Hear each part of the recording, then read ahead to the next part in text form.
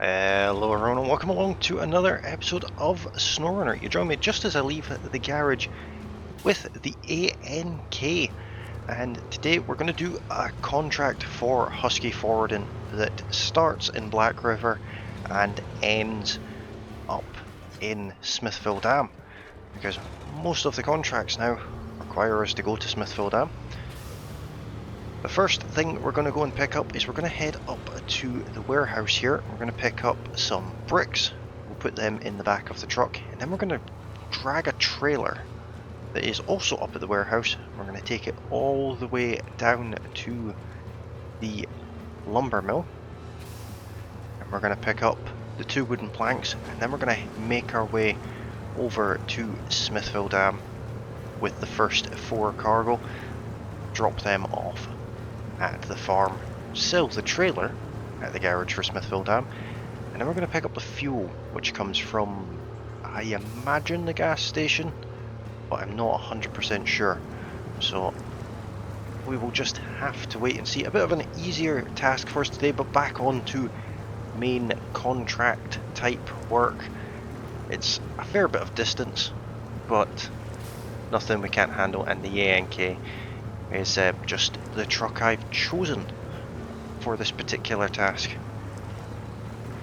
It's not one I have used in the last little while. I've been using the Taiga instead for the last few days, and I am very, very tempted to send the Taiga back to Alaska now that we got those 2 new trucks in the previous episode, although both of them do require further upgrading to be really of any use to us, which is slightly unfortunate.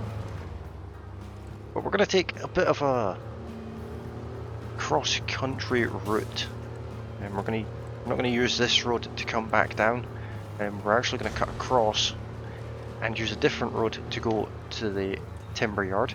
That's a big rock, avoid that. And then we'll be up to Smithville Dam with that. So although we're most of the way there, I know that we're going to get slowed down quite a bit any second now with this next section of road. So I'll get through all of this, and you guys can join me when we're loaded up with the bricks.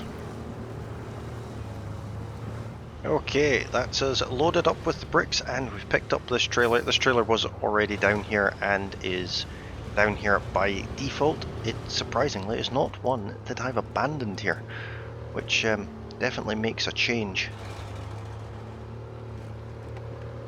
I was never making that turn without taking the long way. So the ANK has already drank through a significant amount of its fuel, and I have a feeling that's only going to get worse as the run continues. So we might stop in by the gas station. Probably will. It's probably unwise not to be fair. And we'll pick up some planks en route as well. Hence the empty trailer we've got behind us. We'll use it for the planks. And we'll really try and be somewhat efficient with this run. Although that is easier said than done. In fact, I know where we can get fuel, I believe. So that makes life a little bit easier. We don't actually have to go to the gas station. But we're going to take the most direct route. It is cross country. It is sort of zigzagging. It's taking tracks, mind you. It's not cross country as in through fields, but it is quite. So I think it's the most direct way to go. But I'm doing this without actually looking at the map, so I could be wrong on that. It would be sort of expected to an extent. I'm not the best with directions, but I think we've been on this map long enough now.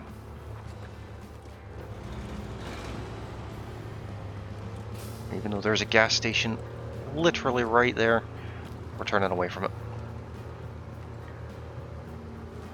So if you know this map at all, you probably already know the route in which I'm taking. We're down here to the drilling site where there is a service trailer sort of sitting there. I might have to connect up to it if I can get through the mud in order to pull some fuel out of it, but that's not the end of the world. And then we'll connect back up to our own trailer here and take the back road, which is barely a track, to the timber yard, sawmill place where you get planks. But we are really making short work of this one. This will probably end up being a relatively short video post-edit, just because we're absolutely flying through it. I forgot just how efficient this ANK is. We're almost at the drilling yard already, which is really a nice change actually. It's the DLC Tatra that we got. It's very good, but very slow. Whereas this is very good and very fast. So this service trailer that is here is also not one that I've abandoned here. It's one that actually belongs here to an extent. I think it's used for a future contract. I'm not sure if we need to connect up to it, but if we do, then it's not the end of the world. But you can see it just sitting next to that conveyor there. Is that a conveyor? Not sure what that's meant to be. Looks like it could be some kind of conveyor.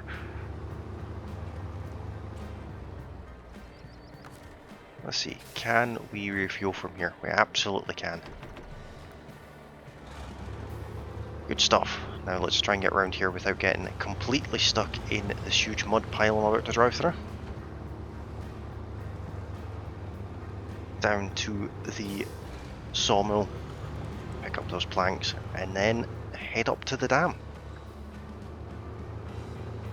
What I'll do is I'll put a bit of a cut in here, and I'll see you guys up at the tunnel, and we'll find out exactly where all this is going. I know it's going to the farm, but we also need to figure out where we're getting the fuel from. That could be the difficult part of this task. It could be on the other side of Smithville Dam for all I know. Let's try and keep the truck with its wheels preferably on the ground. I'll see you guys at the tunnel. Okay, here we are, just loaded into Smithville Dam as the music continues to play in the background there. I'm not sure if that'll come through in the video or not, but it does look like the gas is nearby, going by the marker. But first and foremost, we're full of cargo, so let's get this unloaded, get this trailer sold, and it's nice to have the ANK over here. This is one of the few trucks that we currently have that can travel between. I've got an arbitrary rule that is completely meaningless, that the Taiga has to stay in this region and the Royal BM has to stay in Black River. Really for absolutely no reason other than both of those trucks were used extensively in Alaska. And if I just used the same trucks all the time, that wouldn't be very much fun, and there wouldn't be much of a challenge there, especially considering all of the Alaskan trucks are more or less maxed out with upgrades. So they're very, very, very capable. This ANK is also from Alaska, but this is the one I'm allowing myself to have. Every time we change to a different region, we're allowed to, if we choose to, take a scout vehicle and a truck from the previous region, and the other trucks that we used in that previous region can be used, but restrictively, just to have a bit of variety. Unless you guys think that's still too easy, in which case what I can do is I can sell all of the trucks that we had from Alaska, which unfortunately does include this one. But if that's what you guys want to see, let me know in the comments down below, and I'll quite happily do that. It does mean that I will inevitably have to buy a truck or two, just because, why not? The exception to this is on Fridays. What I'm going to do now is every Friday we're going to go somewhere, at least for a little while, go to a different region and see about picking up like a DLC truck or some kind of interesting vehicle, if I can find one, that is. And that way we've got that. Some of them, like the Caterpillar that we got just a couple of days ago, is not very useful, so it just got sold, but the challenge of getting it was absolutely brilliant. I did very much enjoy getting that. Others will of course be useful, and I'll let you guys decide with each vehicle individually whether or not it's one that can be used extensively or restrictively. So this is the Smithville Dam farm. A very muddy entrance to get into it. And this is where we're going to do the cargo drop-off. There are first 4 bits of cargo handed off. Let's do a U-turn, go back to the garage, and I think what I'll actually do, I'll sell the trailer, of course, because I'm not a fan of these trailers. I'll get rid of the trailer, I'll park up the NK, and we'll jump into one of the other trucks, and one of the new trucks, and we'll give them an actual go. Now, it is going to be painfully difficult to get through this mud with either of them, because neither of them have all-wheel drive or diff lock, and even the ANK doesn't like this mud, but there is alternative routes, I suppose is one way of putting it. So I'll see you guys down at the garage when I make a decision on which one of those trucks we're going to make use of. Okay, here we are, and we're in the Western White Star, and I chose this one just simply because I think it will be slightly more capable, purely because it's got race suspension, and the other Star truck that we got, the can't remember what it's called, the International, doesn't. This one is rear-wheel drive and is drifting down here like an absolute animal.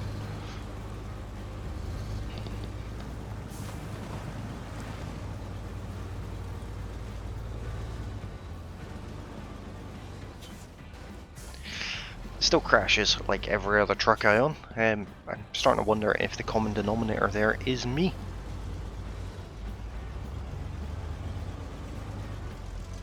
We'll head down here, I'll find where we're picking up this fuel from. I assume it's the gas station here. Be surprised if it wasn't. It does seem to be. Just kind of makes sense, doesn't it? Sure, I'll fuel up. On the truck, please.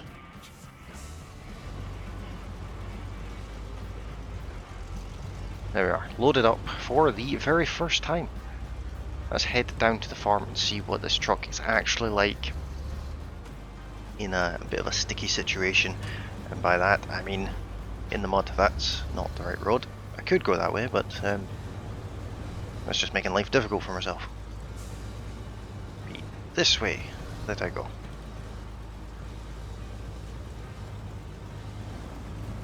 Now we do have the upgraded engine, race suspension, nice mud tyres, or all-terrain tyres at very least.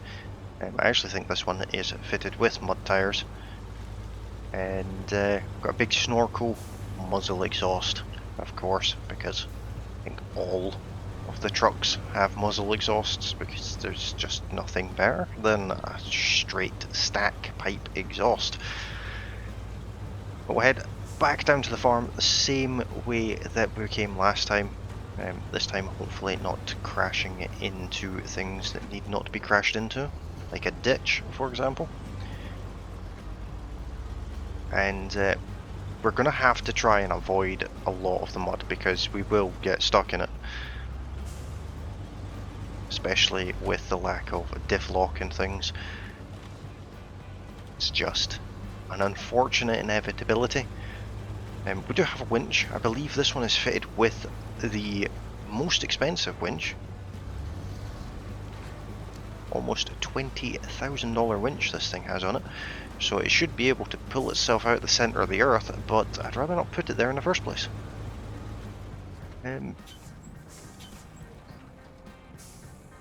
Very tempted to see if I can just go across there. Let me check the map, see if there's a back way in. There is not. Well, there is. It was all the way up here.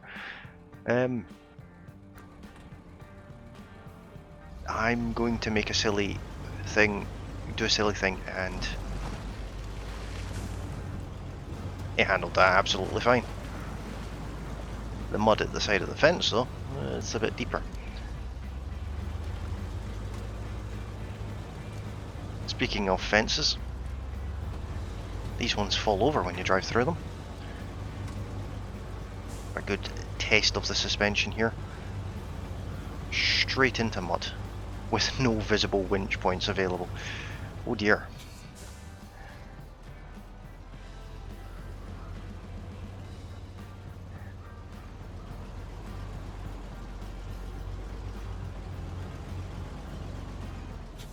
Let's try staying a little bit closer to the edge of the field. We do have low range, which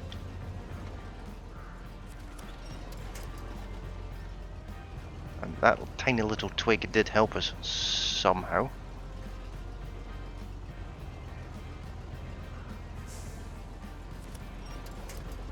So did that one. Very unexpected.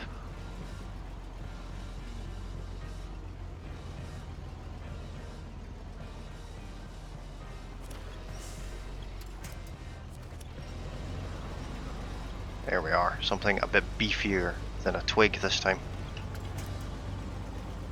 Let's go back into auto, seeing as we seem to be, for the time being, on firm ground.